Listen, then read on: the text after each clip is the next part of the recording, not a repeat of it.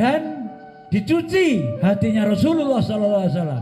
Nabi Muhammad di sumur Zamzam dilihat sama malaikat Jibril, belum bersih, dicuci lagi, dilihat belum bersih, dicuci lagi sampai 3 kali, terus dikembalikan lagi. Loh, disinilah yang para dokter, Ikatan Dokter Indonesia menirukan operasi ya di sini.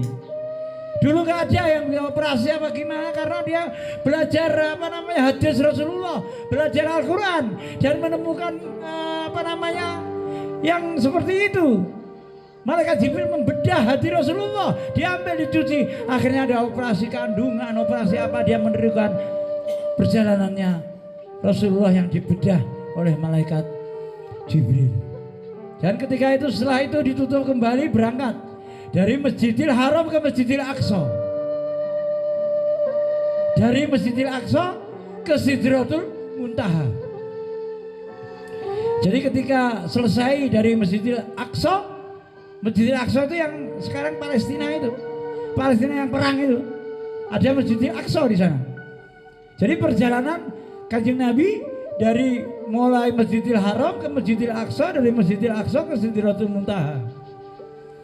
Dan ketika perjalanan dari Masjidil Aqsa ke Sidratul Muntaha, begitu terbang naik buruk, Rasulullah SAW melihat ke bawah, ada sinar putih kebiru-biruan memancar dari bumi. Langsung Kanjeng Nabi tanya, dan Isra Mi'rajnya Rasulullah banyak kejadian-kejadian yang luar biasa yang mungkin hanya bisa dilihat dengan keimanan kita. Karena Isra Mi'raj itu bisa dilihat dengan keimanan, gak bisa dilihat dengan akal, gak bisa dilihat dengan mata panca indera kita. Dengan keimanan kita yang bisa melihat kejadian Isra Mi'raj itu. Tidak ada yang tidak bisa dengan izin Allah Subhanahu wa taala. Jadi Isra Mi'raj itu bisa dilihat dengan keimanan. Jadi bukan main-main perjalanan seperti 3 malam, tapi menempuh jalan yang sangat jauh sekali. Habis itu ya buruk,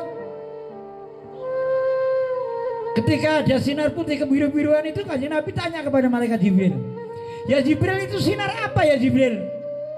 Itu sinar kelahirannya Isa, Nabi Isa ya Rasulullah. Wahai buruk, turunkan aku ke sana. Ini Nabi Isa alaihi salam.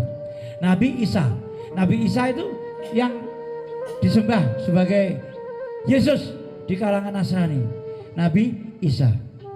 Dan ketika itu Rasulullah SAW, Nabi Muhammad sembahyang 2 rakaat untuk Nabi Isa, sembahyang 2 rakaat untuk Nabi Isa alaihissalam. Habis itu selesai, mau berangkat meneruskan perjalanan, Rasulullah memanggil malaikat Jibril. Ya Jibril, ketahuilah bahwa Isa sesungguhnya saudaraku yang terdekat di antara yang paling dekat.